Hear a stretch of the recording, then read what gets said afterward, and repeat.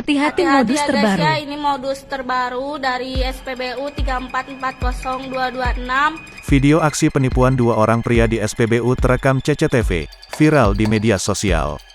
Aksi penipuan tersebut dilakukan dengan cara mengelabui petugas SPBU.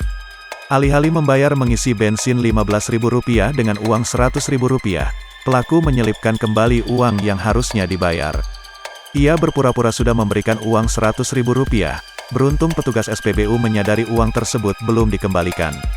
Sontak petugas wanita SPBU langsung tanggap mengetahui modus penipuan tersebut.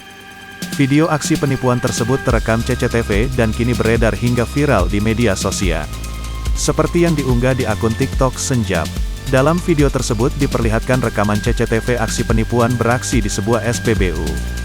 Dua pria diduga pelaku penipuan itu awalnya mengisi bensin seharga Rp15.000. Setelah selesai mengisi, satu pria dari mereka bertugas membayarnya dengan uang Rp100.000. Tak lama setelah itu, pelaku bertele-tele memberikan uang tambahan Rp5.000 ke petugas dengan alasan agar uang pas.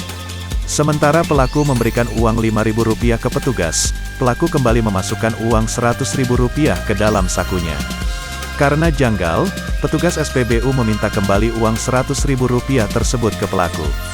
Petugas menyadari gerak-gerik pelaku yang sudah menyelipkan uang Rp100.000 ke sakunya.